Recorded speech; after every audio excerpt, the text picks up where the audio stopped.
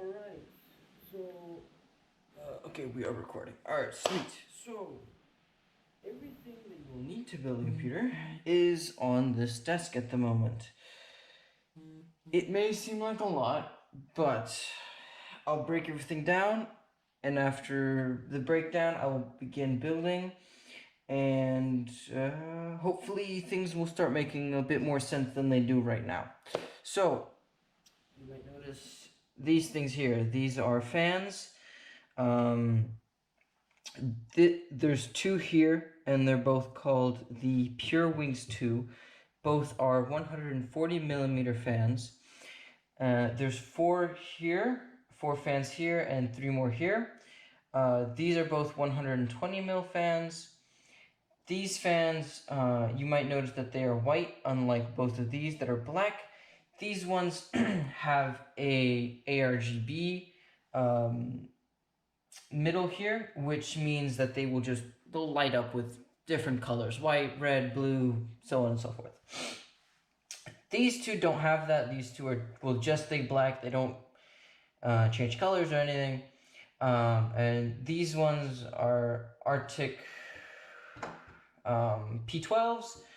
They spin up to, I want to say 2000 RPM. These are 1200 RPMs, and these are also 2000s. And then you might notice this thing. It is attached, these fans here, they're attached to something already, which you might be wondering, like, what is that about? So this thing is called an all-in-one, which is a CPU cooler type. So these fans then go through this radiator right here. They blow cool air through the radiator, so then it cools the radiator, similar to how a car radiator works. The air goes through the radiator to cool the engine. In this case, our quote-unquote engine is the CPU. And you're wondering, how does it go from there to the CPU? Well, the water is transported through these two tubes. Then there is a copper plate right here, which is a good way to transfer heat from one source to another. In this case, away from the CPU and into the AIO, or the radiator, and then putting the cold water to cool down the said CPU back down to normal temperatures, or trying to maintain them under heavy load. Okay, so that's that all explained. Now you're wondering, David, what the heck is a CPU? Well, a CPU, on the AMD side, I have chosen a 5900X. Ryzen 9 5900X. I don't know how well that will pick up on camera, but if it doesn't, I will show a picture of it once I'm editing this video. This thing has its pins all located on the back, so that's why I'm holding this thing very carefully, making sure not to touch the back, because if any of these pins break, it could end up letting this system not working. That's why I'm going to put that back down on its back side, or I guess top side, instead of the back side. Then you're looking at these things, right? There's four of these. These are called RAM sticks. The brand I have chosen for these is called G.Skill. The specific name of these RAM sticks are Trident Z RGB. Just like these fans, this right here, this white part, it lights up, it changes colors. You can choose what colors you want back once you finish building the computer. These RAM sticks run at 3200 megahertz, which is the frequency that they run at, aka the speed that they can transfer data. Each one of these sticks, 8 gigabits of data, so that combined there are 32 gigs of data. What do RAM sticks do, David? Well, RAM sticks, they, so let's say you open a program for the first time, right? It might take a couple of seconds to launch at first, right? But then let's say you close it out, right? Like fully closed, not minimized, not like stop using it, but just fully closed out that program, right? if you may notice, sometimes that program, again, opens up much faster than it did on the first time. Well, that is because of the RAM sticks. The RAM sticks keep that memory of previous applications opened, and it keeps it in storage. That's why there's 8 gigs of it per stick here.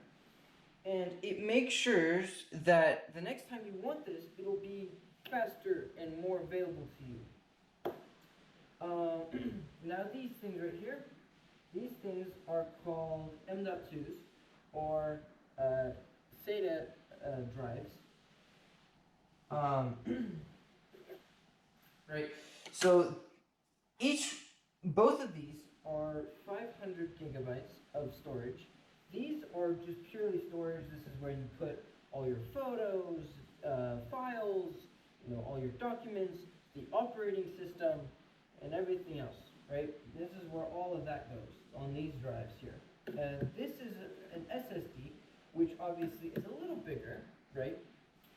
This also is 512 gigabytes of storage, but the way this thing connects to the motherboard is a little different from the way these connect, which I will show later in this video. And this thing right here, this is called a PSU, or power supply unit. Right. So you see how, so that is a connection where there's a cable that will plug into there and then plug into the wall. And this is on and off switches. Obviously, nothing's plugged into this thing, so it's not going to do anything. I can flip that thing as many times as I want. So now, you see all these different ports on the back. I don't know how well you can see this on video, but so this says SATA and Molex. Molex is more or less dead in modern computers, so that is more or less irrelevant. SATA is SATA power is something that this type of CPU uses to get power to then work, essentially. And this is what the other end of that SATA cable looks like. I will show that more in depth later. Then it says CPU and PCIe. Now you're thinking, okay, we kind of know what a CPU is now. What the heck is a PCIe? Well, PCIe is a connection that helps lead power to this thing right here, which is called the GPU, or graphical processing unit. That is where your video out for your monitors and your different screens to go to. This is like the CPU helps turn all those ones and zeros. It helps transport them all to the graphics card, and then the graphics card, or the GPU, then decodes all of that information and then is able to output a signal to your monitors. Sorry about that. If you heard a buzzing, that's because I got a call from my cousin. So anyway, so the PCIe cables, which, if I can find which one it is off the bat, which of course I can't, which are these cables right here. These are called daisy chain cables. So this end would plug into here, and then this end would plug into this guy, which has 2 of the PCIe 8-pin connections, which will be explained a little bit more in depth later. And then it says motherboard here, up here and up here, or down here, sorry. Which then is this ginormous fat cable right here. This cable, this part, plugs into these 24-pin connection right here. And then this is 24 pins, but it's split into a 10 by 14 connection, which helps stress on the PCIe, or CPU, I'm getting my tongue all mixed up here. But it is what it just helps with stress on the power supply. So there's not as much stress, and it's not being overwhelmed as often. So there's 2 different connections. Okay, alright, so let's talk a bit, or actually no, we talked about him a little bit already. So, I think that is everything. The CPU, what its full name is called Central Processing Unit, which I explained what it does a little bit. Essentially, it helps send information to where it's supposed to go. It helps send information to your storage drives, helps send information to your RAM sticks, your GPU, right? It tells everything what to do, essentially. It's the boss of the computer. Okay, and so I just realized that we have yet to talk about whatever the heck this thing is. This is a motherboard. This is a more expensive motherboard, so it has a bunch of bells and whistles that are unnecessary but useful tools to have. Right here, you move these four things here, which is where all your RAM sticks will go, which we will plug in a moment. Right here is where the CPU would go. This is called a CPU socket.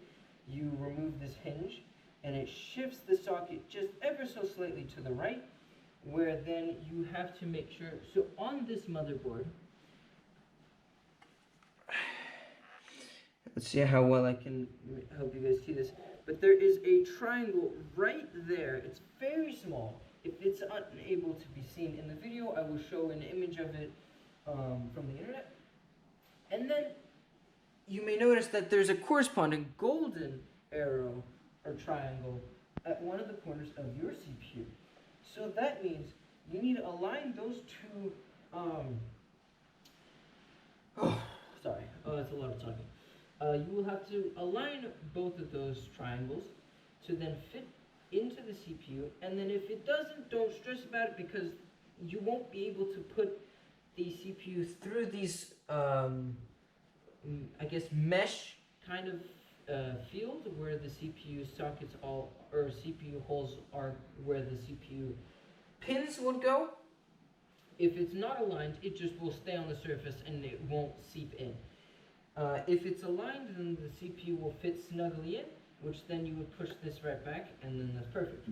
Alright, now this GPU, this guy right here. So you're thinking, how do we plug in him?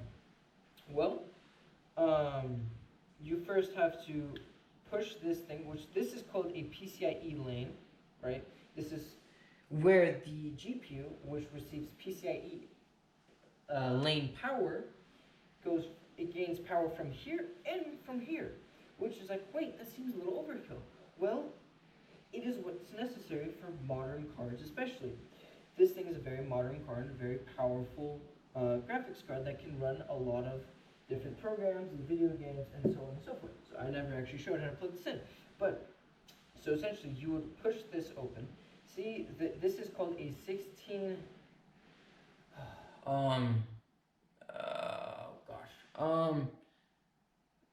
16 PCIe lane. Sorry, I kind of blanked on the name there, right? And essentially, all it does is just go like that, and you push it down. Right now, I'm not going to, because this thing will just start bending if I do, which we do not want to happen. But essentially, you will know when it's fully plugged in once you hear a clicking sound, right? Okay. I think I've covered it. Oh, these cables right here. See, because we have so many fans, there's not enough fan headers, which are like these three right here, there's one right there, there's two more here, right? So there is not enough of them to go around for 1, 2, 3, 4, 5, 6, 7, 8, 9, 10, 11 fans. There's just not enough of them. That's what these things are for. These are two females to one male connector. So you would plug in one of them to there, boom, and then you would take, of course I don't have any cables readily looking at me, but then you would take two males and plug them into the female connectors, and now you have two fans running off of one of the connectors on the motherboard, which then saves a little bit of room on the motherboard, so then you're not using up all the cables, or not cables, sorry, the ports on the motherboard, which is helpful, so then if you want to add more later, it's a little easier. And then this is the case. this is where everything will go. I will demonstrate how to open this thing up later. Right now, I just genuinely do not have the space on here because there's so much of everything on here. Here, and yeah, so I don't want to take this thing apart yet because I don't want to lose anything right now. So this thing, I'll demonstrate how to take it apart in a moment. I recommend two different types of screwdrivers. One's a little bit, they're both, what is it called again? I forgot what they're called, but they're essentially the ones that have like a T or an X, depending on the angle you look at it. They're both that, one's just a little smaller, one's a little bigger. The smaller one's only really necessary if you have these M.2 drives, because the way they are plugged into the motherboard, right, is underneath these two things right here, which I'll be taking apart in a moment. And these things just kind of slide in, and then you have to push them down, and then these two screws will screw back in, and I'll demonstrate how to do that in a moment. So, CPU. So we pick up the hinge, shift it to the right, right? We align triangle 1 to triangle 2. So we drop it in just like that, and it's a snug fit, and then you just put it down like that, just like that. Right? If we were to not put the triangle correctly, right? Let's say we put it like this. See, the CPU, it slides around, which shouldn't happen, right? If we put it in correctly like this, there you go. See, this thing does not move around. That means it's fully solid in, and we just put the hinge down, we're good to go. Now, we push all of these things down, depending on how many RAM sticks you have, right? Then you have to make sure, so you see how this is the connection point right here, and you see how there's a little knockout right here, or there's a little bit, it's just missing, right? Don't worry, there's nothing broken, that's how it's intended to be, right? But because you see how it's not dead middle, right? It's slightly off to the left. Yeah, left. That means you have to align it with the same thing here on the motherboard. Otherwise, it will not fit. I will first demonstrate how not to do it. So this is the incorrect way to put it. And see, it refuses to slot down. And do not put if you notice that there's a massive gap in between the connection point and the connector, then you just pull it out, and you're like, oh, I accidentally put it the wrong way. So just flip it, and just go like this. And now there's a whole lot less of a gap, so then I feel confident to just push down, and you heard that click, that means it's fully plugged in, and that RAM stick is good to go. Now we just repeat this process 3 more times. My hands are shaking, like, I'm not trying to use any language that's not school appropriate, so I'm gonna refuse to make that comment. And we just continue and just do this 2 more times.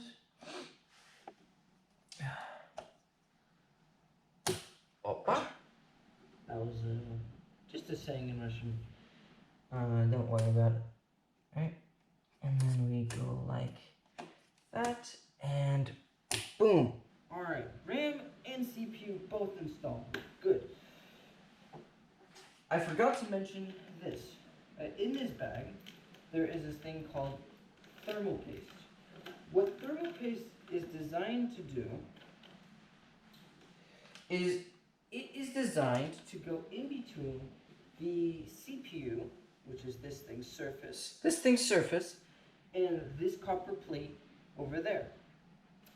What it is for, it is to help heat transfer, and also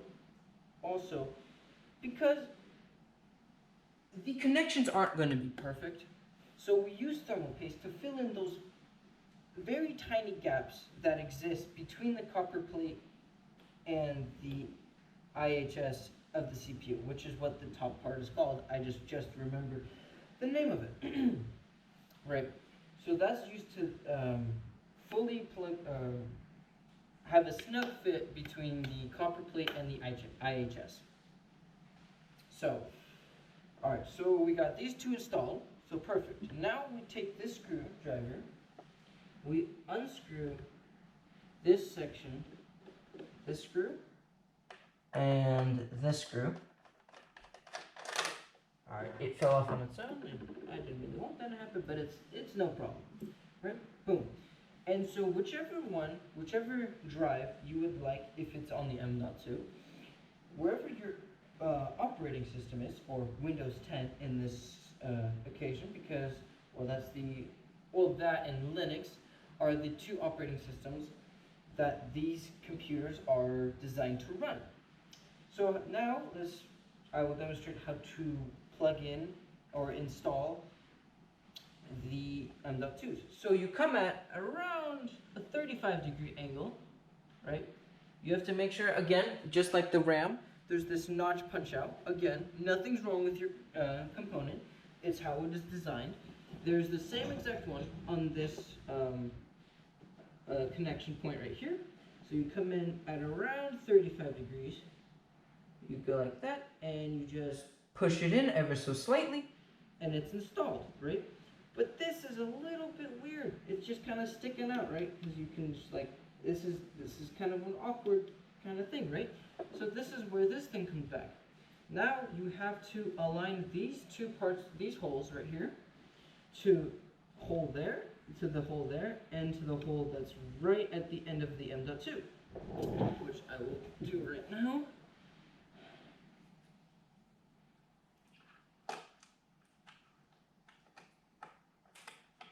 If I can actually do it. Shooting a little blind here. Oops. Are we okay? I believe we are. Oops. Come on. Shaky hands. There we go. Alright. And that is how you install an M.2. That is one out of the two we have. Then you're wondering, alright David, then where does the second one go? Well, the second one goes right here. Now we do the same process as we did for the first M.2, which we unscrew this screw. Then we unscrew this one. And we take it off like so. That's what I wanted to do with the first one, but unfortunately that one fell off. But that's fine, it doesn't really matter. These things are designed to take a little bit of a beating. So here's the second one. Just like the first one, we come in at approximately a 35-degree angle. Boom. Alright, it's installed. Now, you may notice that the standoff is over here, but the M.2 ends over here, which is like, oh, well, then there's something wrong, right? No, it's totally okay, right? As long as this thing stays more or less level with the motherboard, it is all okay. There's nothing to worry about. The developers of this motherboard and SSD are very aware of everything not fitting perfectly, so they make sure that if it doesn't, everything will be okay. Alright, so then we just slot that one into that hole and slot that screw into that hole, and now we tighten it down. Whew, it's a lot of talking. Alright, boom. Alright, second M.2 installed. Perfect. Alright, so the reason why I'm installing all this outside of this case is because once we are in here, we have a whole lot less room than what we have now, right? So that is the reason why we are installing it. I'm just making sure on storage, 2 hours. Okay, perfect. We got plenty of time to work this through. So the reason why I decided to put all these things in now versus putting the motherboard in the case is, well, because it's a lot more difficult to plug some stuff in when it's inside a case than when you have free reign, right? Alright, so now I'm gonna have to move a couple of things around. I'm gonna move these cables away for the moment. Right, I'm gonna move these screws over to the side, move the motherboard here, thermal paste that way. Now we flip this thing, or we put this thing right here. Now, this thing is a little unscrew. So first, there are 2 screws back here, 1 and 2, right? We then unscrew this section, and they don't need to be fully out. You will be able to, when there is like approximately 1/4 of an inch of wiggle room from the screw to the case, that's how you know it's fully out. Then you just kind of pull this thing out and up, boom. This is now removed. I will put this out here for the time being. Right. Then there's this dust filter. This just helps keep your system a little more clean from dust and from dog hair if you have dogs, or just messes that could in theory ruin or not ruin but worsen temperatures in your system. Then we lift this front glass panel, boom. Now this thing is removed, and because this is glass, I'm gonna go put it on my bed really quickly. Okay, and the same thing with this glass panel, right? You just push up, and it's removed. I'm going to carefully put this onto my right arm, and I'm going to go put it on my bed, where it'll be safe from scratches and so on and so forth. Right? And now we have all of this space right now to work with.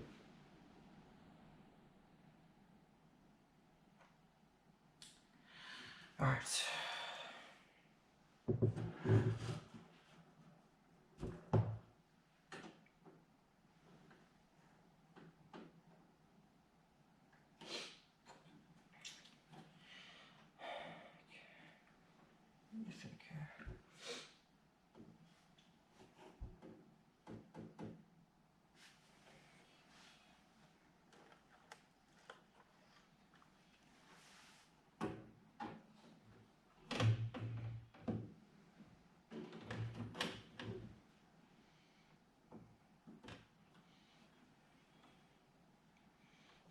Alright, so we have put the motherboard inside the case, which then you were like, okay, well, if we just put it back vertically, it's not going to stay there, which you would be correct about. That's why you go to the accessory box that comes with the case, right? You find this little box with just a bunch of screws. You open up the little box, then you locate where all the screws are, which is all of them are right here that you will require. I'll dump them all out on this shirt. And yes, this is a shirt because I would like to, because there's a lot of very delicate things on the back of this motherboard. I will show you in a quick moment. See all of those little capacitors, connectors. Like, you want to touch these as little as possible and keep them from hard surfaces as much as possible. That is why I put a cloth or my shirt underneath it when it's on the desk. But when it's here, it's on standoffs, so none of the capacitors or anything are being affected in any way, shape, or form. So now, we got all these screws. Which ones are we supposed to use? Well, I'll show you. So the screws you're supposed to pick are approximately, I don't know, maybe a millimeter long, right? And you won't be able to see this too well on camera, but the ones you want are the ones that have a circle and then a bigger radius around it. Those are the ones you want. And you want, for this particular case, you want to have 1, 2, 3, 4, and 5 of these screws. So we have to find 5 of these screws. So we have 1 now, then we have 2, 3, 4, and 5. Alright, perfect. Now that we have 5, I will set them off to the side so they won't get mixed with the others. And now this is where I grab my other screwdriver. This one, I would recommend to have a magnetic tipped screwdriver because, well, it's a little tough to get your hands and the screw and the screwdriver all there to like make sure you hold it. It's a little bit of a nuisance. So what I recommend is to get a metal or magnetic tipped screwdriver to help hold the screws, right? So then you can do this one-handed. You can just put your screw down. And you just screw down onto one of the standoffs. And I will take a picture of how the standoffs are going to look in the holes right now. So I don't feel like moving that because that is taped there and I don't feel like moving it. So there's hole 1, hole 2, hole 3. Oops. Where's hole 4? Hole 4 is over here. Let me try to get as much light as I can. Hole 4 and hole 5. And in editing, I hope I don't forget about this part because that's kind of important because you can't just screw down anywhere you want. So I'll show you guys a picture of what all the standoff screws look like, or standoff ports look like. You just take the other screw. And let's continue to screw down the motherboard. Boom. And I'm just going to repeat this process 3 more times.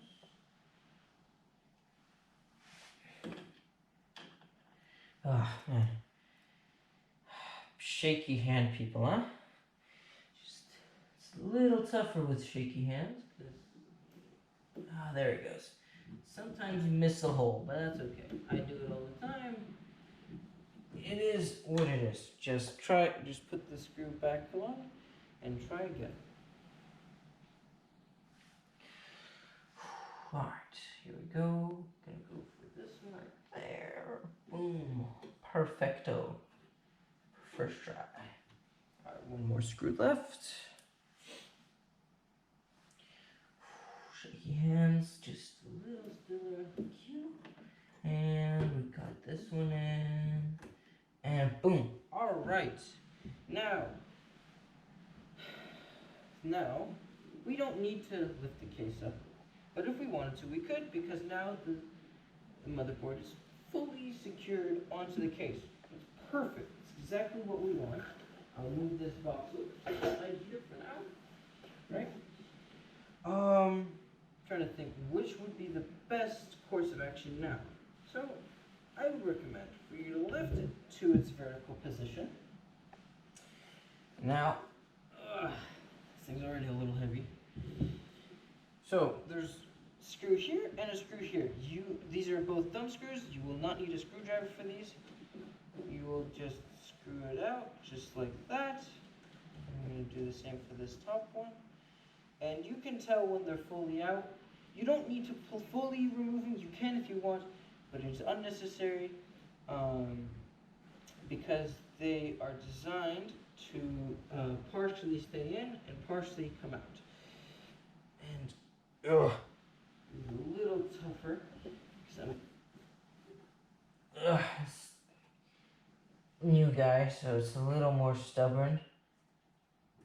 I'm gonna make sure I fully. Oh, there they go. All right, there it goes. And boom, fully removed back then. You see, there's more dust filters back here. Yeah, because we can put fans back here to then pull air into the system. But for the way I'm going to build this case, this one will be removed, this one will stay. So I'm going to go and put this right here. Oh man. And if you're wondering why did the glass panels not have any dust filters? Well, because they frankly don't need them. Just because, well, they are glass panels. There is no air gonna go through them. So that's why it's not required. Right now what I'm doing is I'm getting a hard drive bay.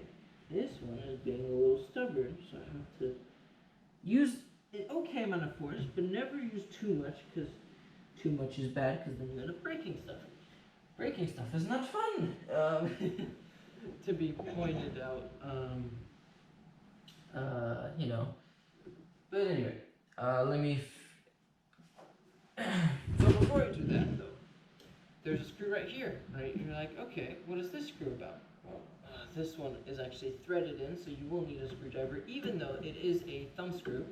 Sometimes manufacturers decide to screw them in so dang hard that you are not able, you can try as hard as you want, but you will not be able to remove it with your own fingers. So you will sometimes need a screwdriver for these types of jobs. Right. And you may be wondering, what is this thing that I'm removing from the case right now? Well, this thing is, jeez, my screwdriver wasn't constantly falling out of my hands. This is where a lot of cables will be pushed into through these little gaps here to then plug into the motherboard that's sitting up here. So for now, we will put this over here, so that will be needed later. Right. And now I have an easier sight of this drive bay, which I will try to figure out how to make cooperate. I will let you know how I do so. So I removed this driveway just to look at the manual, because I'm like, man, I cannot figure out how to remove these. Well, I just realized I don't need to, so good job, David. So that means I will go ahead and screw this back on, and just essentially all you have to do to figure out how I did so is just do everything I'm about to do, but just in reverse.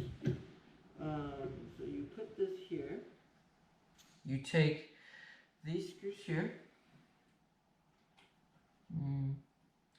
Just gonna quickly see if we can thread it in just a tad. Alright, hold on. I'm gonna put it on my handy dandy magnetic screwdriver. And then I'm just gonna boom, align the two holes and screw it down. Boom, one screw down, 3 more to go. Alright, so one more. That is one more.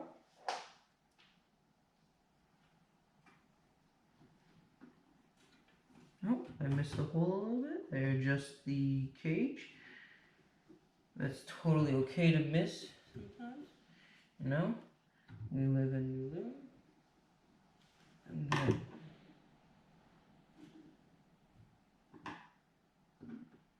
I'm gonna have to use a little bit of force to get this initial screw in. And there it goes, it finally cooperated with me. Sometimes a little bit of force is required with computers. Don't be scared to use some, but make sure not to go too hard.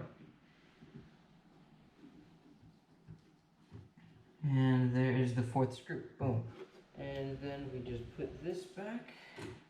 It goes, slots in like this, push like that. And this is a thumb screw, so just go ahead and screw it in with your fingers. And boom, all right. This thing is pre-secured. And then you're like, all right, David, so why did you remove that driveway? Well, I thought this SSD is with those where this is supposed to go in here. Well, I was wrong. I looked at the manual. What he wants me to do is take this second batch of screws, right? Let's stow them all here for a moment. There's these rubber pads. There's 1, 2, 3, 4 is what we will need. There's a total of 8 in here for 2 CPUs, or 2 SSDs, because there are 2 slots for SSDs on this thing, which is what we removed from the center, which I didn't realize this is what it was for. I didn't pay attention. That's on me. So, how do you install these? Well, you will need 4 screws that look like this. They have threads on half of it, and the other half is a smooth surface. So then, this is what the rubber piece looks like. Now, the smaller circle goes towards the screw, and boom. Now this thing is done, and you're like, okay, David, but now what? Well, you see, on this SSD, there are 4 holes on the back here. So, what does that mean? We then take our screwdriver, and we screw into the SSD. Do not over tighten these. These do not have to be very tight. These can be very loose almost have it a little bit on the loose side because you do not want to damage any of the components inside this SSD, just to be on the safe side, you know? Don't want to be living on the edge all the time, you know? So we do the same here, do a couple of spins, boom, that one's installed. Maybe I'll screw it in a tad bit more with my own fingers, boom. Alright, now we take 2 more screws, there's 2 more, 1 and 2, boom. We'll go do the same process like so.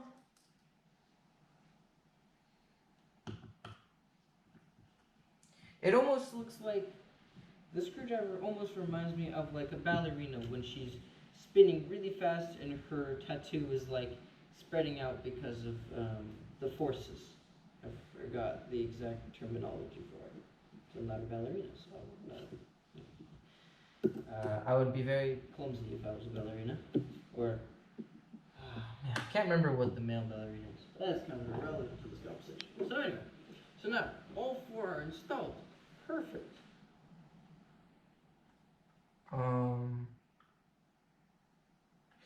I just realized I have misled you guys. I am so sorry. So the short part is actually supposed to be like this. I'm so sorry. I have misinformed you. It is more of like a top spin now, where the smaller circle is towards the threads. I'm sorry. I have misinformed.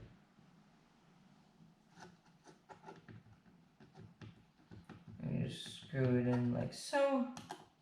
Gotta undo these 3 now. Take me a moment. Unfortunately, I am not ambidextrous, so I can't use both my hands to unscrew, unfortunately, but it's okay. This would be twice as fast as if I could. Boom, and correction is made. We're gonna put this one right here. That's fine. Then we're gonna correct all of the rubber pads. Boom, and the 3rd one. Boom. Alright, now we're just gonna re-screw them all down. If my hands were not shaking so much, it would be a little easier, but that's okay. Boom. I felt a little bit of resistance. I now back off. I start screwing this one down. I felt a little bit of resistance. I stop. I screw this down. And there's the resistance, and I stop. And alright, so now this is what you should look like. This is what it should be like. Now, on this thing you may notice that there's a bigger hole to a smaller hole, which then means we have to go enter from the big side. Oh, this screw's in the way. Hold on, I'll remove it real quick to make my life a little easier. Oh man, this thing is really threaded in. I'm gonna use my screwdriver here.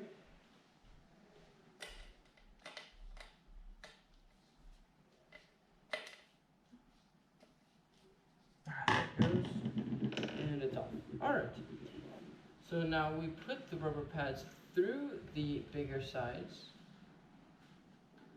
Right? Make sure the rubber has passed all the way through. If it didn't, just go ahead and adjust it by hand. And now you see this is super loose. So now we push this down like so, and now it's nice and secure in there. Boom. Perfect. SSD number 3 installed. I'm gonna go ahead and screw this back on. If I can have steady hands for just a brief moment. There we go. Alright. Boom. Alright. This thing is in now. Perfect. I will put this off to the side. Over here. Changes have been made. If you notice this thing is here, that is there because my GoPro keeps overheating, which is stopping my recording. And I don't want this to happen anymore. So I put a fan to passively, or not passively, but actively cool the GoPro so I'll have longer recording time. Alright, so here's the PSU we have here. If I didn't mention before, G.Skill power supply, the same brand that the RAM sticks on.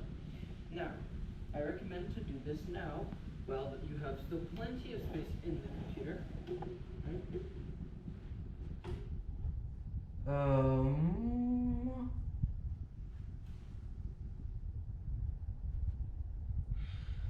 Shoot. Do I have... Oh, no way.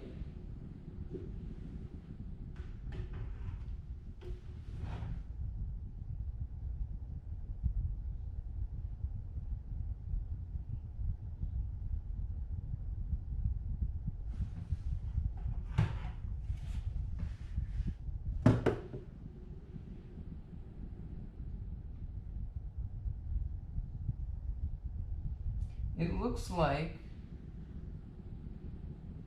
the power supply that I have is too large.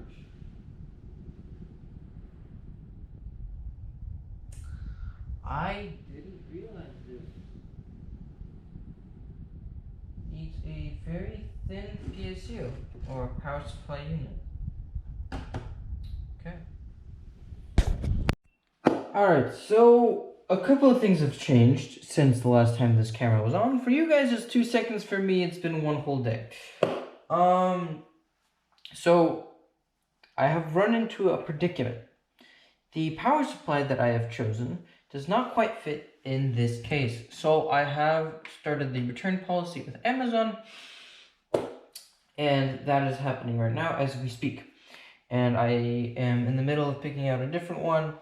The main difference between the one I picked and the one I should have picked was the size of the actual power supply.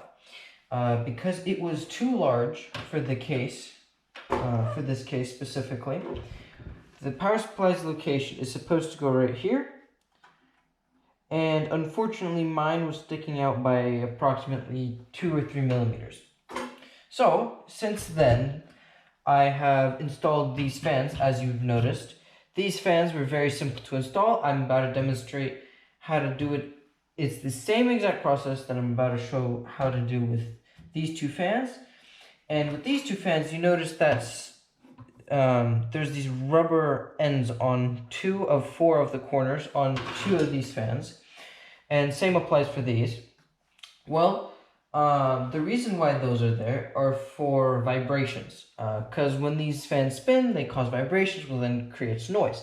Well, we want to personally, for myself, whenever I am doing something on my computer, I don't want to hear it. I don't know, maybe you do. It's up to you. What you want to do with your computer, that's up to you.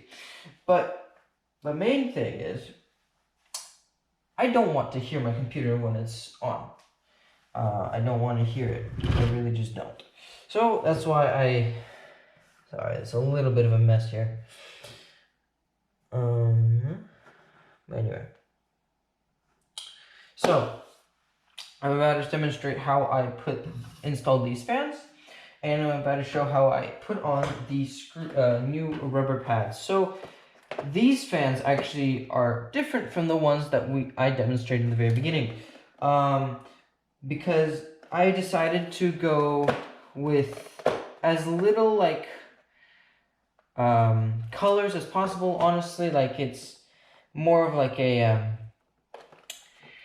I guess like a 14-year-old vibe, where it's like, oh cool, rainbow colors, and the system just lights up, and it's cool when you're younger, but at this point I don't really want it all too much. I'd rather have a quiet and more or less low-key computer. So I just took out this fan. See, it does not have any of the rubber corners like these two do, which this is the rubber corner. And I'm about to show you how I installed these. So this is what it looks like. It has 2 ends, 1, 2, and then it comes in, it kind of hooks onto the corner. So there's 2 holes on either side. So then we just go 1 and 2. We push it, make sure to get it on the outside. And there you go, it's installed. It's a very simple process. Boom, completed. Now we just gotta do it one more time onto this corner.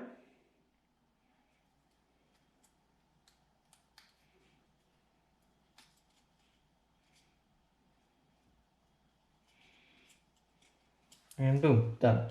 So now that we have all of these fans installed, or not installed, sorry. Did I screw this up? I did screw it up. Dang it, I meant to, wait, what? Oh, interesting. Noctua decided to have different stickers on the back of these fans. Well, that's kind of annoying, because then I won't have it symmetrical, but that's fine, I guess. It's nothing crazy. So boom. It's not like I'm going to be able to see these top fans anyway. From my position on where I'm sitting. And then inside the box where you get these fans, you should get 4 mounting screws. For one for each corner. Well, the more and more I looked on the internet, the more and more I realized that yes, you should have. I'm trying to grab these scissors through right here. As much as you should have 4 screws per fan, I generally don't do that. I use they're super light, the fans. They don't spin to crazy speeds, so they're not going to just randomly fly off. I've never seen anyone that has installed 2 fans have issues of their fans launching off their computer. Which is part of the reason why I've only put the rubber pads on 2 corners instead of all 4, is because I don't want to use all 4 corners. So I'm just going to align the holes and the top. I'm going to put the screw there. Just going to screw this down now. There we go. And that's 1 of 2 screws done. I'm going to get the second one. Just going to move these over like this for now, so I have a little bit more room. Wiggle this just ever so slightly.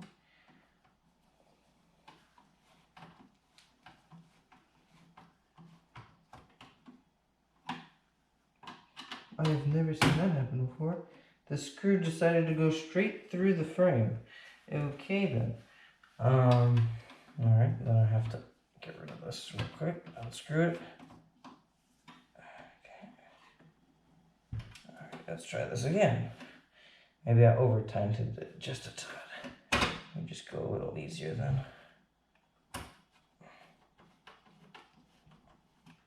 It went through again. Huh, that's so strange. Hold on. I might have a solution here. We'll loosen that one up just a tad bit so I can scooch this just a tad bit forward. Maybe it's the location it's in, does not like it. That's how specific computers are. They're very annoying sometimes. They're just like slight imperfections and they start causing you problems and headaches. Now keep that in mind if you ever decide to build a computer. Alright, now I'm going to do it again.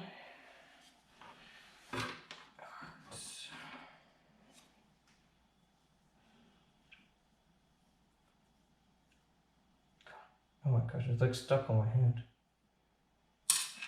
Oh my gosh.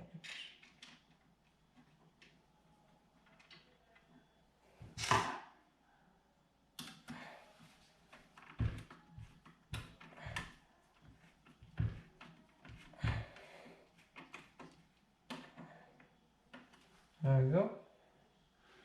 Another screw is in.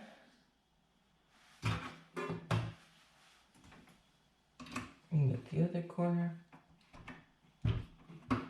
And be advised, if you do decide to do 2 of 4 corners, please do not do these 2 corners. Don't do just these 2 corners or just these 2 corners. You have to be across from one another, because otherwise the fan's gonna sag this way or this way, depending, like if you screw both only these 2 screws, fan will sag this way or sag, and then if you do the same, it's gonna go this way. So if it's like this, it's fine, but any other way, it's not. I mean, obviously you can do this way or this way, but I just happen to do it this way this time around.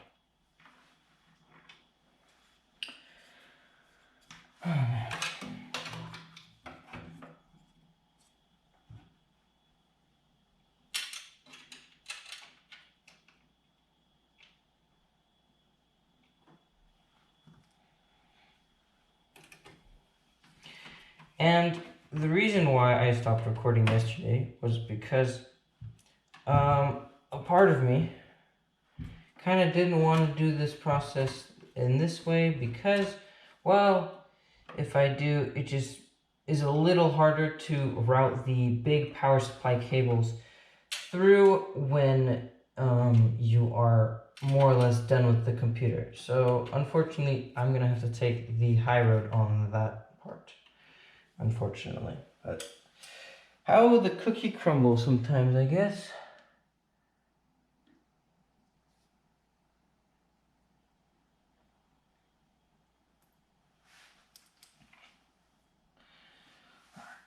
Last screw over here.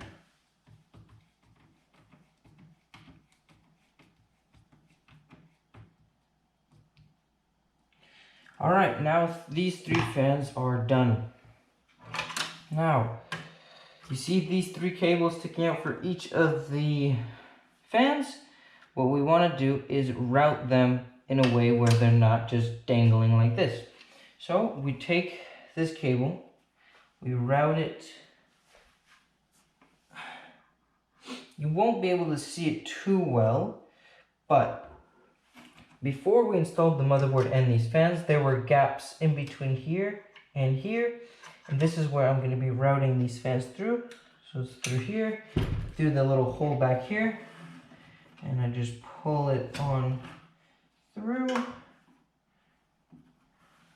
and now voila, it's on this side. And we do the same process again. I'm just gonna find the gap, get it, and then pull it on through that gap.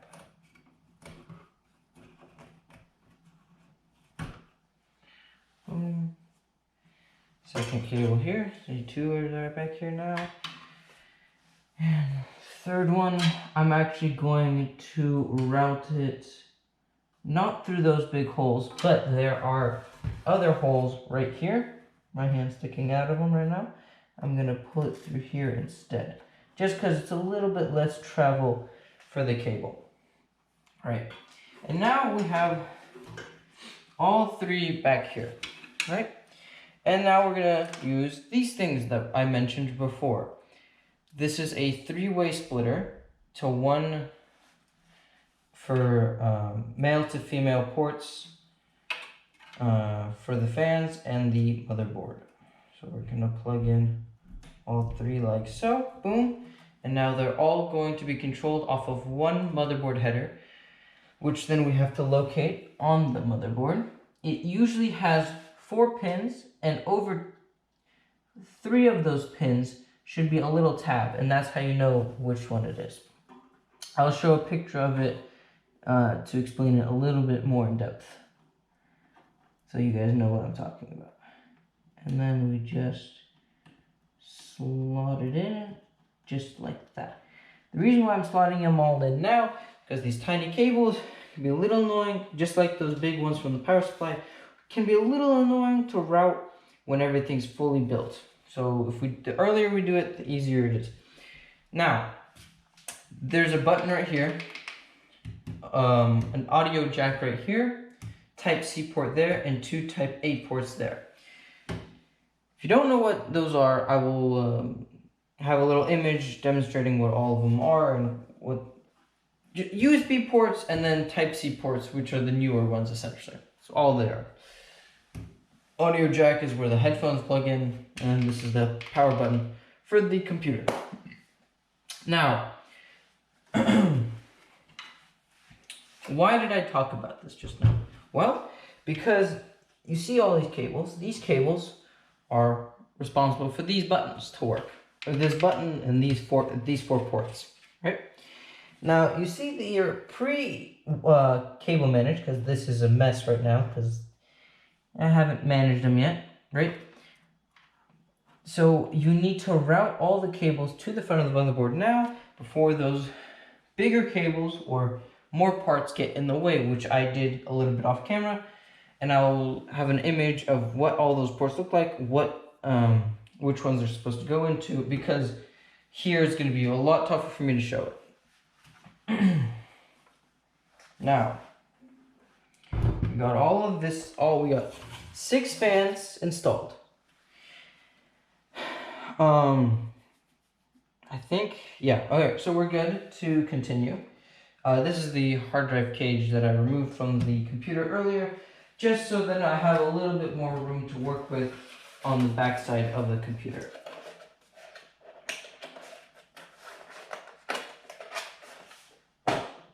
Just putting that box away for the time being.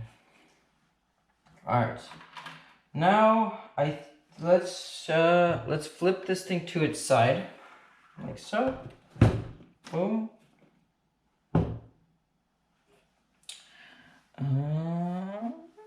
Let's grab 4 of these screws. So the screws that I just grabbed have a long smooth surface and small threads, like so, right?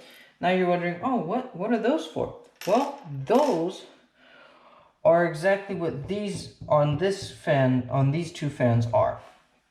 But I will be adding these 2 fans onto the backside of this radiator.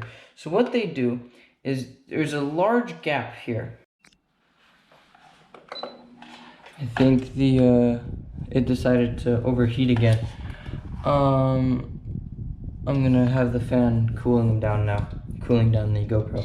So what this screw is for is it just goes through this gap here so it can screw into the radiator.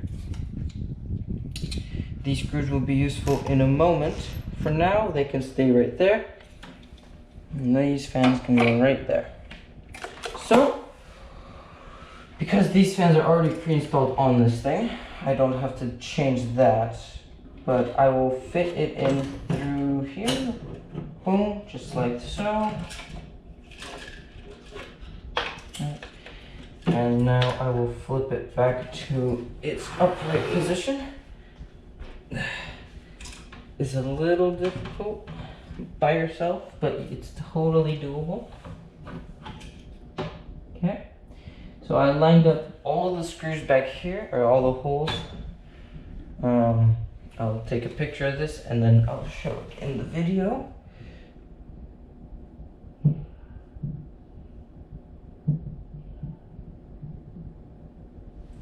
All of those silver spots are holes where the screws are going to go through.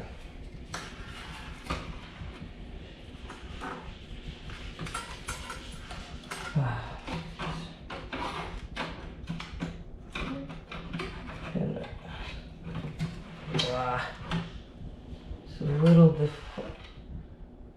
Just need this thing not to fall over right now.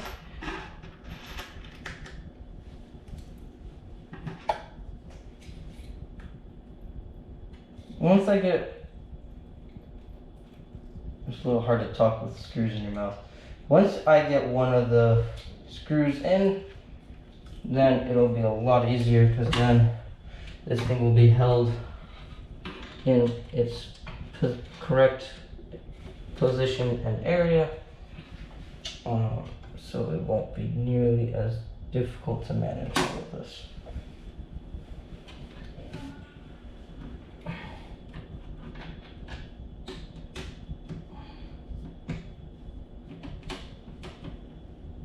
Boom. Alright, we got tension on one of the 4 holes.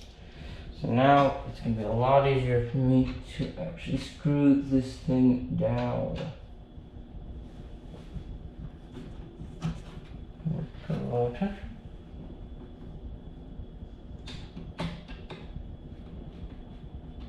Open up the holes. Now screwing down this fan as well. Okay. Don't put too much tension just yet because we have this other fan and we want it to be able to reach, we want these screws to be able to reach the other holes as well. So now we're just going to do the same process again. Boom. And this time around it's a little easier again just because we don't gotta compete with so many different things. I don't have to have one hand on the all-in-one and the other hand screwing it in. I can just line up the screws and holes and just screw them in.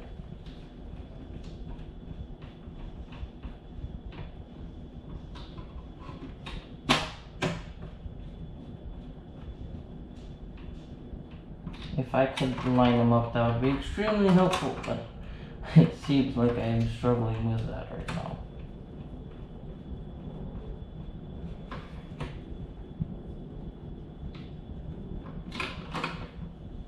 Man, I am missing this hole right now.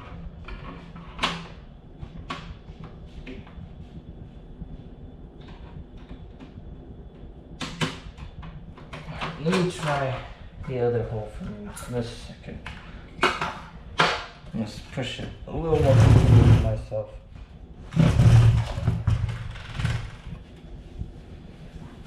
Ow, what the hell? Sorry, language. I know. I just sat down on a sharp object, though, so that was kind of painful.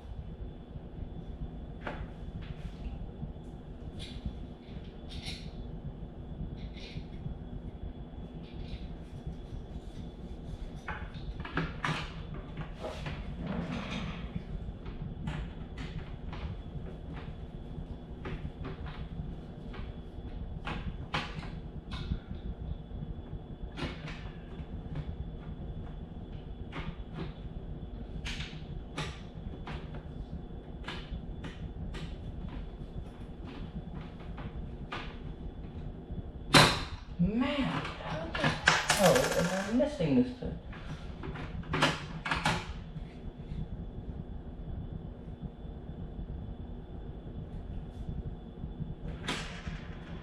Fantastic, I just pushed one of the screws underneath the case.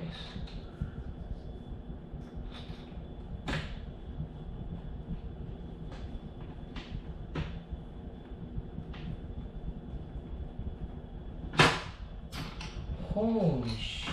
Alright, fine. I'll try a different hole. Because this thing is just extremely stubborn right now.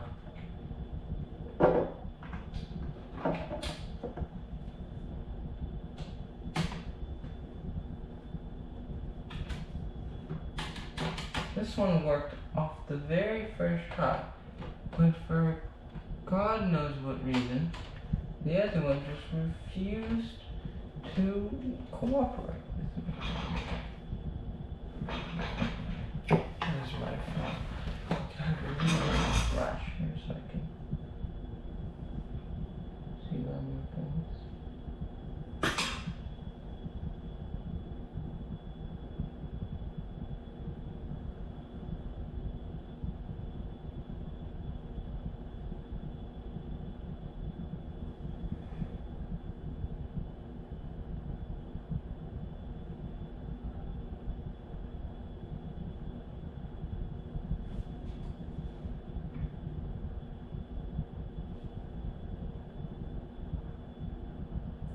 The hole is now lined up. I couldn't quite see it. Now I can. And I'm just gonna nice and easy get it in. And miss the hole again. Oh my gosh. Come on.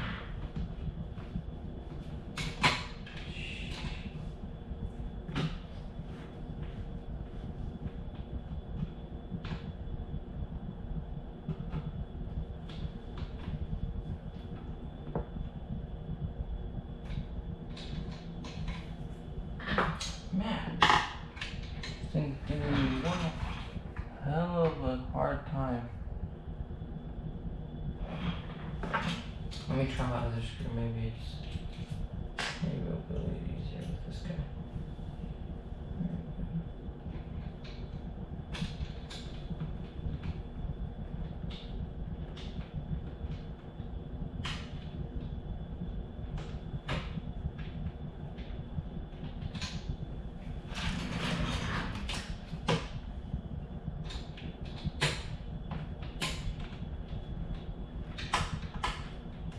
There we go, we finally got it in. Alright, now I'm going to put tension on these screws. So they're nice and firmly installed. Alright. Now we have even more of a cable mess back here, but that's completely fine. Now we got two more splitters here. This short one will be used on these fans back here because they're a little bit longer cables. Also, they're already back here. I don't have to route them back and then back into the front of the case. So that's why that shorter extension will be there. And now I will route these other cables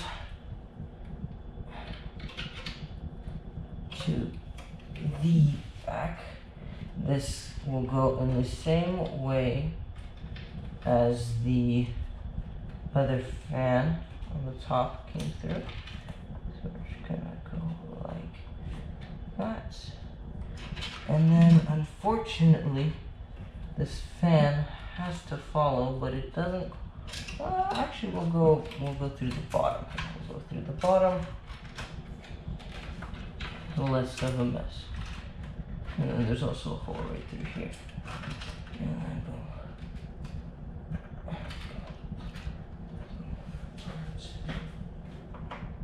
Alright, all the fans are now back here. Perfect. Now I will take this guy and then connect you to there and you to there. Boom. Alright. And now because this AIO is supposed to cool my CPU, that means it has a designated 4-pin connection, which is up here, which unfortunately these cables are just shy of reaching. Which happens sometimes. There's no problem. It's just kind of a nuisance. Because now I have to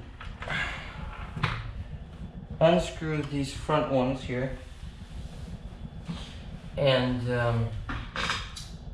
rotate them counterclockwise by 90 degrees because otherwise these cables are just not long enough to reach where they're supposed to go.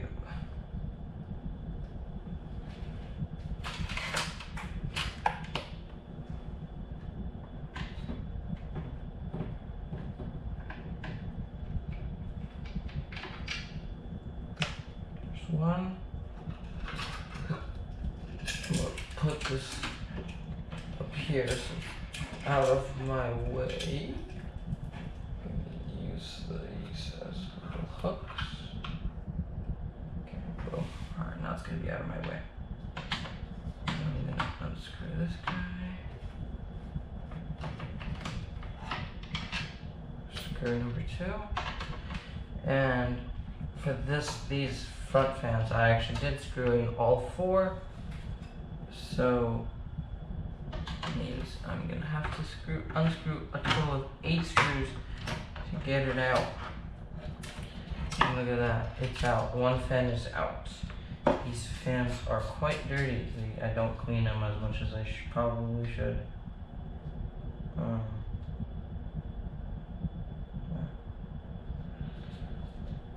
Got dog hair and all kinds of shenanigans. All in them.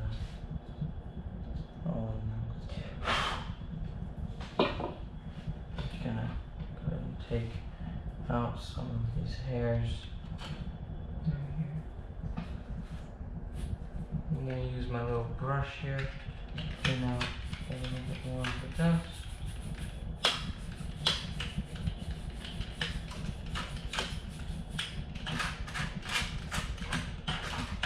And now I'm gonna dust off here a little bit.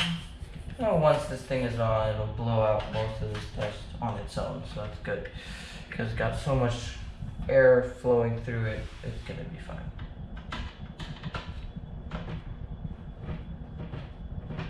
Now I'm gonna unscrew this top one, this top fan. And if you notice, these screws are just slightly different colors than the other ones. There is no actual difference, they're just a little bit different in color. There's no actual difference. They're still smooth, and then they have the thread at the top.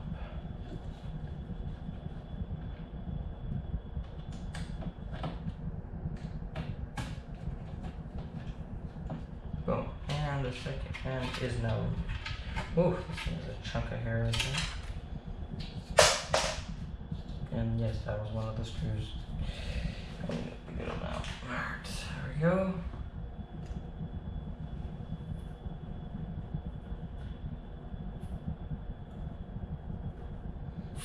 And you see how there's like dog hair and all this dust in the system.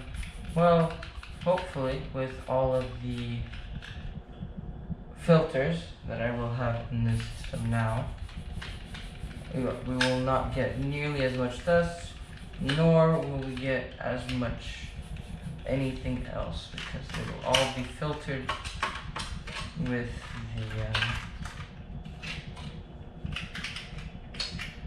the filters. So we will only get air now, hopefully.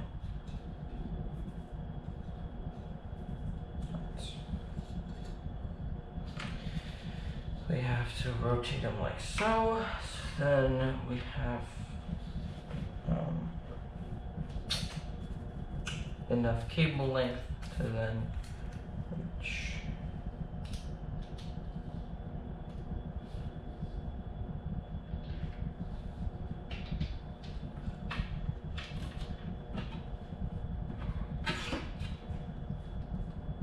Okay, there's one.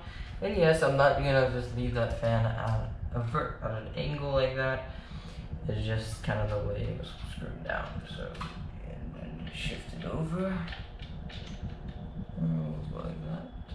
And now screw this one down. Boom. Alright, one fan reinstalled. Now I'm gonna reinstall this one as well. Do it like this. Yeah, let's do it like this. Alright.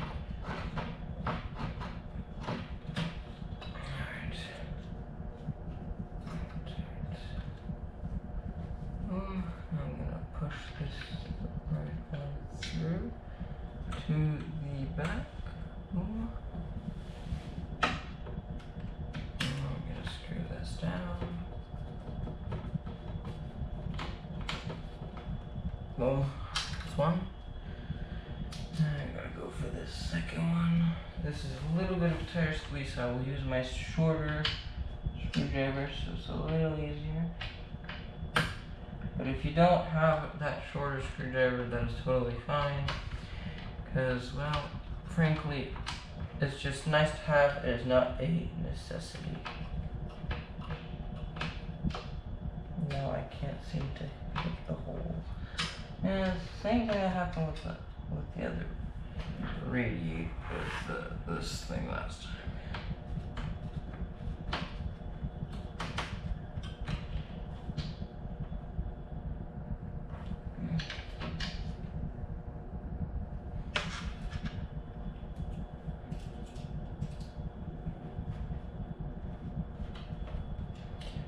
Let's try this again.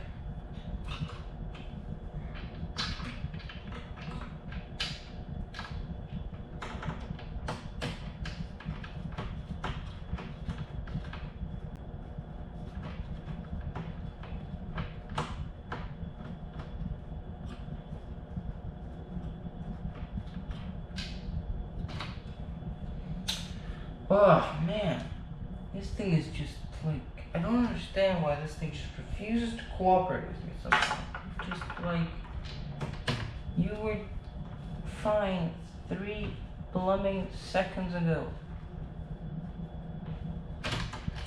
Oh my.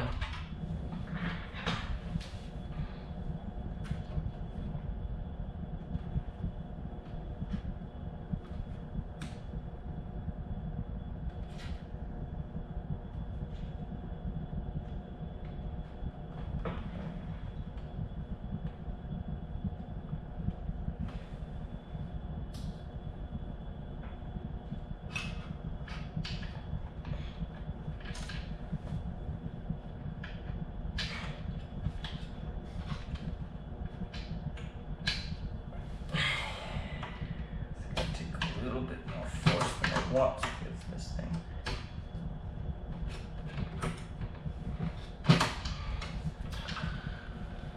Oh my goodness, this is frustrating.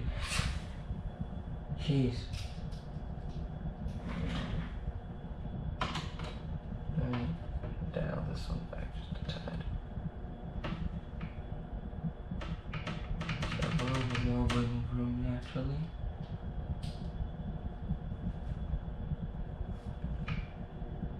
Go for this one, see if this will cooperate with me, and then if we can get him to cooperate, we can get the other guy to cooperate. Oh.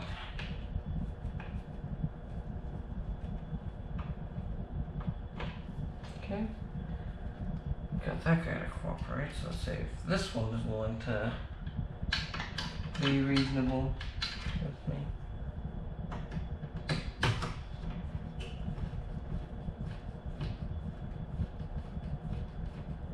No? You kidding me? Okay, well, one of the holes on the radiator just refuses, just resists as much as you possibly can to not get screwed down.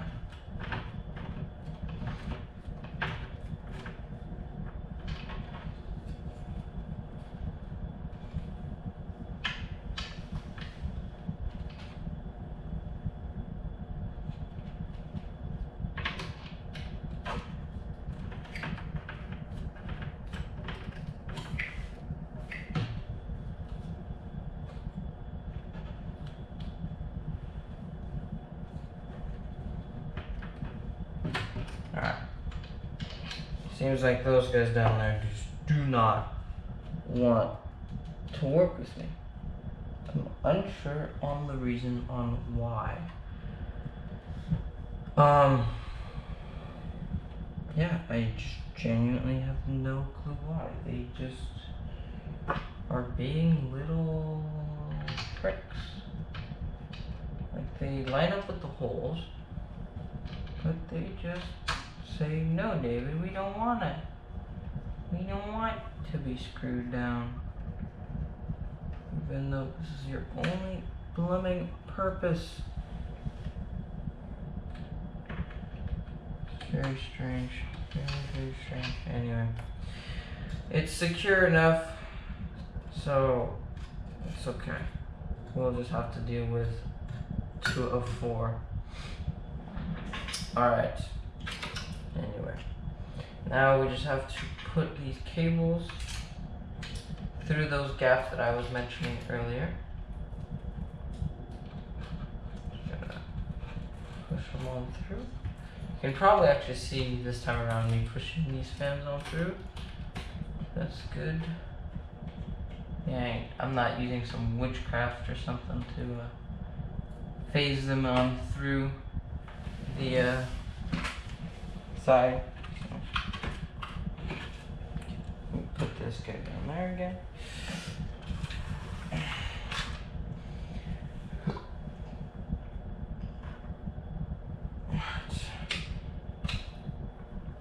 Now we can go back to using this. So now we have a lot more range with the fans. Now we can easily route it on up.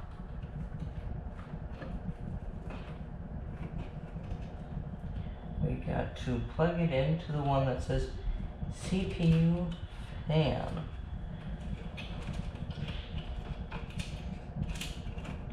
Right underneath the plug that you were supposed to put it on, it will say CPU fan. And there we go. Boom. Our CPU fan connection installed. Now you're wondering, okay, what about the other two fans on the back? Well then, we take those, we route them to the same exact location, and now there should say CPU OPT. And that's where these ones go. Any kind of extra fans, essentially, have to go through there. The extra fans that will help cool the CPU.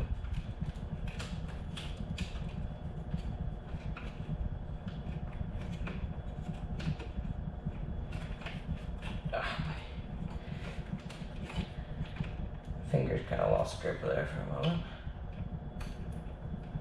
And come on.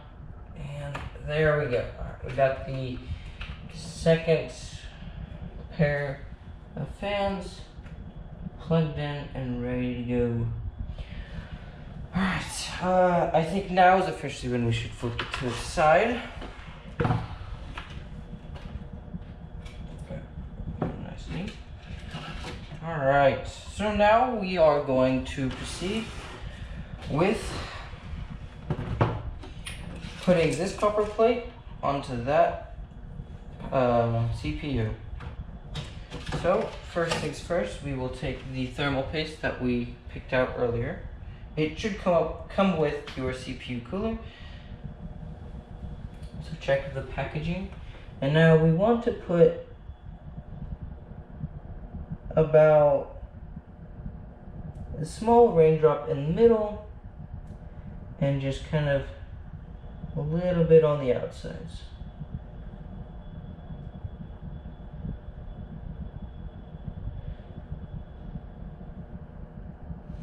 I will take a picture of this and show it to you all.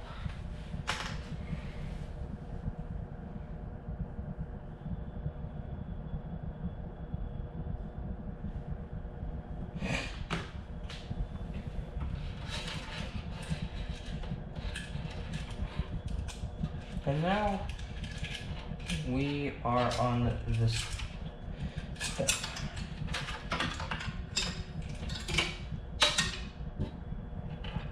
Okay. Let's go ahead and put this on the top here. Now, last time I did this, it gave me a lot of trouble. So if you hear a lot of bleeps in the audio, it's because I'm cursing. It's not exactly school appropriate, so bleep them out.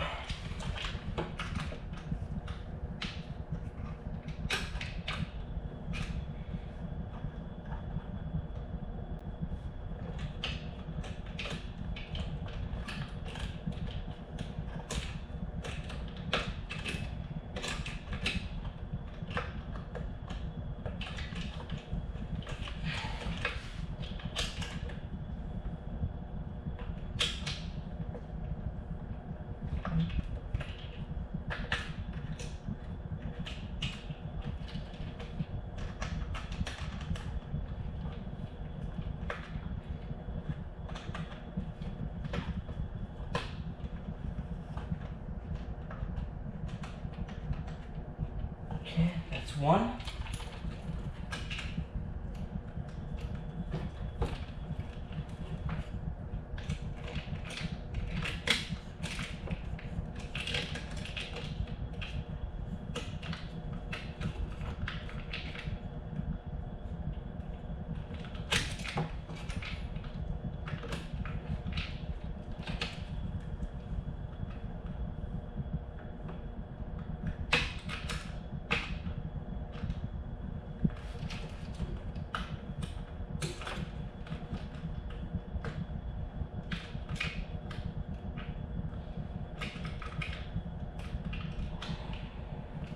Ugh.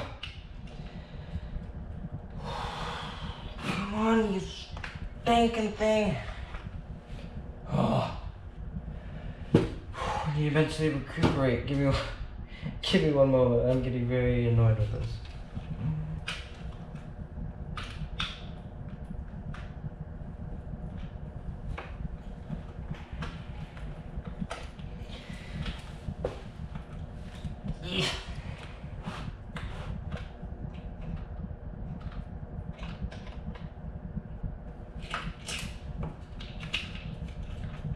I don't understand why they made this so lemon difficult. But they did, so now I'm gonna have to fight it for freaking 10 minutes. Just go on!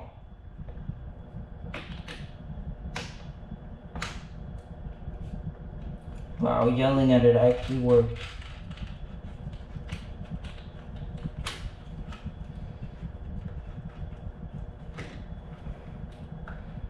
How the hell did yelling at it work?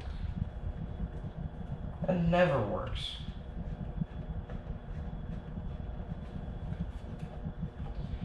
Alright, well, when in doubt, yell at whatever is annoying you, I guess. That's what I just learned. Okay. Well then, CPU cooler now on. And because this is an AIO and it has a pump that circulates that water that I mentioned before, this is the pump and it goes into the port that has CPU pump underneath it. Boom, and now it is plugged in.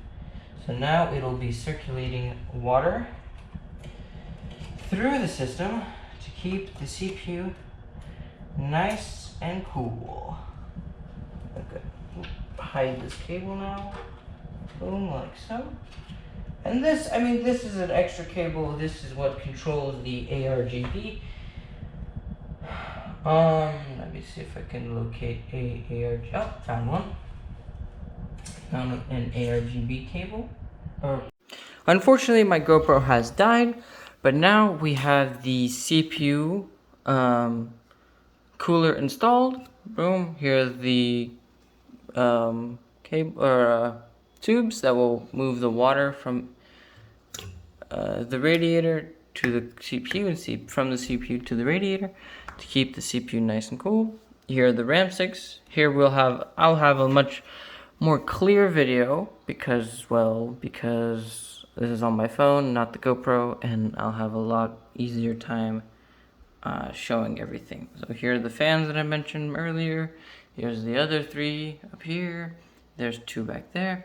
And down here you see HD audio, which is one of the ports that is from up here, right? That is control of the, right there.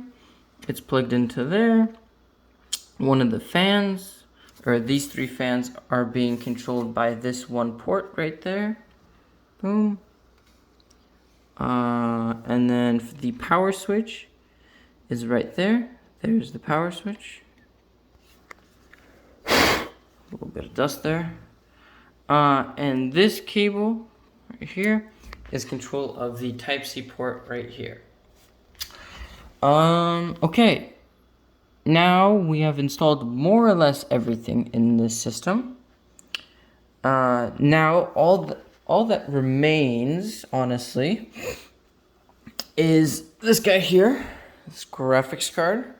It's a little heavier. You could kind of tell by my voice. It kind of changed in tune a little bit. And how we will do so is first we will go ahead and line up the PCIe lane here with that PCIe lane, right? We will line it up, and obviously right now I will not be able to put it on because there are metal parts right there that are in our way. These 2 in specific, because when we lined it up, I'll line it up again. When we lined it up, boom, we lined it up, those 2 are in the way. So that means we have to remove those 2 from there So then we have the ability to install the fans, or the graphics card, sorry. Alright, now those two are now removed. Make sure that this thing is clicked back. We're gonna take the graphics card. This is gonna be a little bit difficult one-handed, but I'll manage. So now we line up the PCIe lane like that. See, those guys are no longer in the way. And we just kind of push him in. If I can. Here, come on, come on, come on. Ugh. Let me try again. Sometimes this can be a little finicky. Alright, well, this thing is kind of refusing a little bit. I will get back to you guys in a moment. I need to figure out why this thing is not going in. Alright, well, it turns out that I just didn't have enough strength with one hand to put it in. Looks like it is in now. See, that thing is clicked in. And now we just have to screw in those two holes that we had originally there. And that GPU will be fully slotted in. Alright, so I've reinstalled the hard drive cage. Reinstalled this center beam here, which houses this. Here are the two fans that I installed back here. 1 and 2. See, no obstructions. They're spinning very freely. Obviously, they'll stop eventually because of I think it's one of Newton's laws. So now I have to route this cable through this hole, through the other hole right through here, and then into the motherboard. Alright, now we have that cable routed to the front and plugged in right there. Now that we have completed more or less everything, we've completed everything except for one thing, which is the whole power supply situation. But other than that, this system is ready to go. The only things that are left, I've said this several times now. Power supply, we're missing it right here. And then we just have to route cables to there. That's 8 and 2 pin, or 4 pin, right here, these two. And then this 24 pin connection right there. These two 8-pin connections. And that is everything. And once we route all of those to all those different sections, then we are done. Alright, for you it's been, whatever, 3 seconds. For me it's been a month. So, not much has changed in terms of the actual computer. The only thing is that the power supply that I did have access to was this one here, right? This one is like, it's what a normal power supply size is. And unfortunately, it would not fit in this gap as I showed before. So that means I had to get a much smaller power supply, and this thing is like an inch shorter, and then like, I don't know, maybe like 2.5 inches shorter in the length department as well. But in width, they are actually, well, this is the fan on this guy is an 80 mil fan. The fan on here is a 120. So anyway, I digress. This thing is going back over here. These are the power supply cables that came with that. Anyway, so this thing is a fully modular power supply, which means that this power supply can, I can put or take off any of the cables that are on the power supply. Hold on. Let me see if I can put somewhere. Oh, there you go.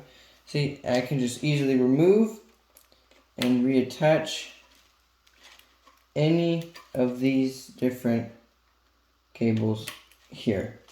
So that's what a fully modular power supply is. So what is left for this computer is for me to mount that right here, fan facing this way, so then it can get clean air, so then the power supply can stay nice and cool under heavy load. And yeah, and then obviously like wiring these cables and everything to their rightful spot. So see, this one says CPU, and the CPU ports, if you notice, this fan is not, mounted like these two fans are. Well, the reason for that is because the CPU thing is right there. That 8-pin, 8-slot, 8 holes there. And I can't get to it without this fan being in the way. So for the moment, it is unscrewed, so it's not in the way. It's not obstructing me in any way. Then there is this 24-pin. This 24-pin goes right. Let me see if I can get this on camera. So it goes right here, which it'll just be routed straight through here, and it'll plug in right there. And the CPU, because it's right here, it'll just go right through this little gap here, plug into those pins there, and we'll call it a day. Then there's this PCIe, which you'd be like, wait a minute, you don't have a PCIe thing in here. Well, it's called PCIe, but what they're really referring to is the graphics card. And here are the two ports that I will be plugging in the into the graphics card right there. And then this thing here is called SATA. Remember we talked about the SATA cable, which will end up plugging into my SATA right there, right here. That's where the power goes. That's where the other cable goes to. That plugs into the computer. This is the other cable that I was referring to. That is plugged in right there. It's kind of hard to see. It's right there, this thing right here. And then I have another thing right here, that requires SATA power as well, which is right there. So that is the only things I have to route. And we will turn on the computer and make sure everything works, and we'll see if something isn't right. We'll see what kind of troubleshooting we'll have to do to fix it, and if not, perfect, and the build will be done. So I have now mounted the power supply seats, nice and snug fit. This is all the cable mess now that I have to manage and route. And I will not make you guys go through it, or specifically my teacher, go through this whole process, because it's a pain. So I'm not trying to record all this with one hand and route the cables with the other. So, yeah, I will start, once you see the next clip, it is going to be more or less all routed, and probably there will be power going through the system, making sure that everything is working as intended. So everything has been wired. So there's the graphics card cables plugged in, the 24-pin, the 8-pin for CPU power. And then the SATA cable is plugged in right there. And then there's one plugged in there that I don't feel like showing. And this is the cable management I did. Not too bad. Not too bad. I've done much worse. We don't talk about those previous ones. But now all that is left is to take this glass panel, this side panel, and the side panel under there, and the glass panel on my bed here, and slide them all back onto the case itself. Plug it in, flip the switch, and then hit this button. And if all goes well, the system should power on with no issues. Let's see if we'll get this lucky. Sometimes these things are a little bit troublesome. So, alright. See you guys in the next clip. Alright, so the computer is down there. The last thing, I've plugged in everything back there. Now, the last thing we gotta do, you gotta hit the power button. Everything seems to be coming alive. Boom. Got a couple of different things lighting up. Fans are spinning up. All looking good. Let me just make sure all the fans are actually spinning. Yeah, all of them are spinning. Perfect. Alright. Let's see. And we are getting this page. It's the computer recognized that some things have been changed with the computer. And that means we just have to hit F1.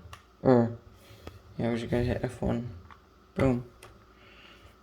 F1 has been smashed. Now we are in the BIOS, which is a place where you can more or less tune your computer to your liking. If you want more speed to your CPU, more voltage, all this stuff is all very complex. So, but we're not going to do any of that right now, so we're just going to save and restart the computer.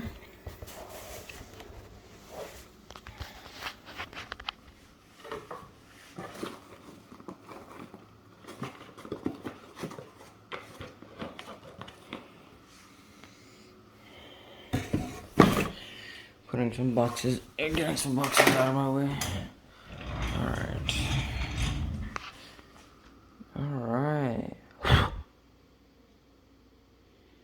So far, so good.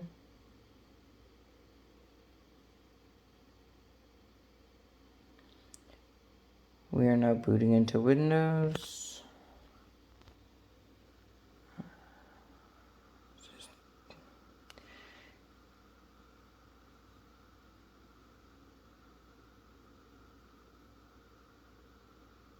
Alright, and boot into operating system Windows 11, and there we go. We are in.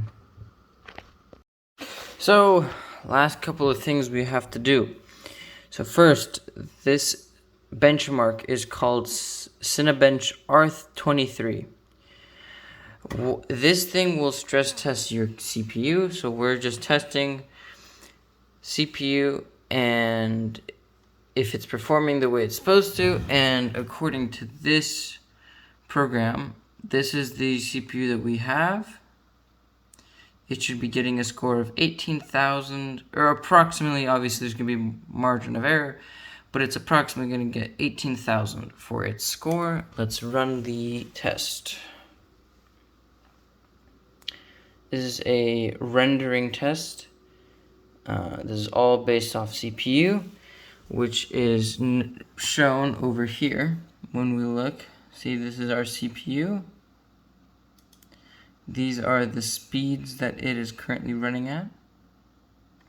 This is the temperatures, their load per core. There's 12 total cores. This is how much wattage they are pulling all together. This is how much each core is pulling individually. And the test is about to finish. It's not a very long test. And we are getting 20,000 for our score, which is very good. It means we're a little bit over margin of error in terms of the performance we are supposed to get, which is something we always love to see. So that's the CPU benchmark that I always run. And now we are running this benchmark called Unigine Heaven Benchmark 4.0. This is a very old benchmark, but it is a very reliable benchmark that I have used for a very long time with overclocking my graphics cards and GPUs and all this other stuff. And so once we hit run, it's loading. It's like a very intense video game, essentially, how this thing is testing it. It's rendering different scenes. As you can see, this is rendering a scene. up here in this top right corner, you can see the FPS and the name of the GPU that we are using in the system. See, the name is AMD Radeon RX 6950 XT. And the FPS counter is approximately, well, right now it's at almost 300.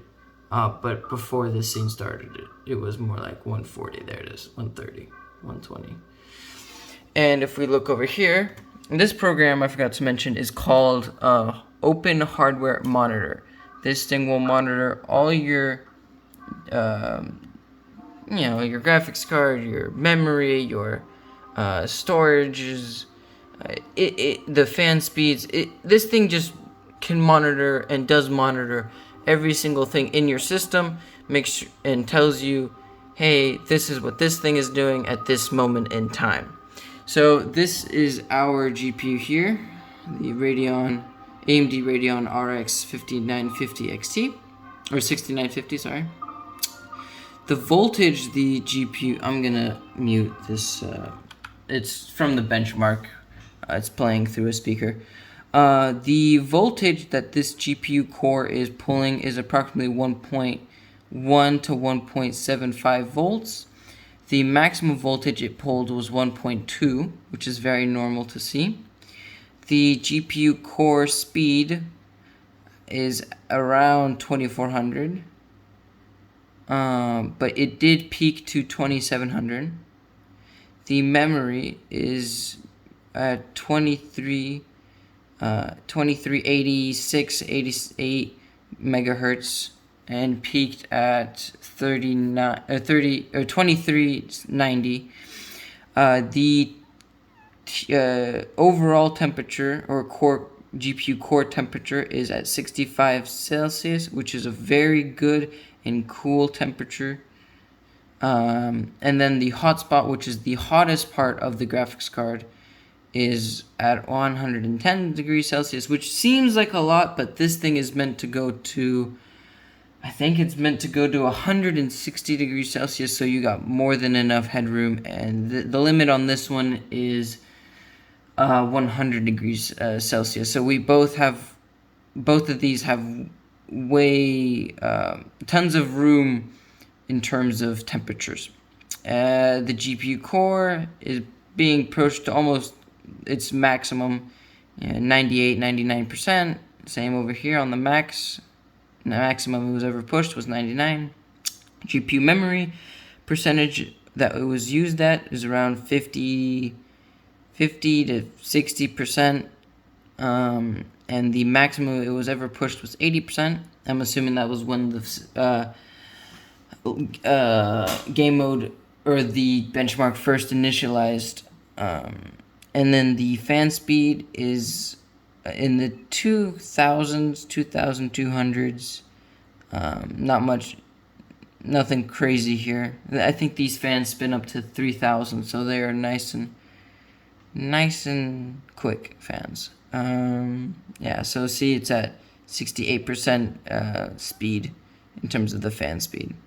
And then the power that they are pulling right now is at 280-ish watts, 283. And the maximum they pulled was 341.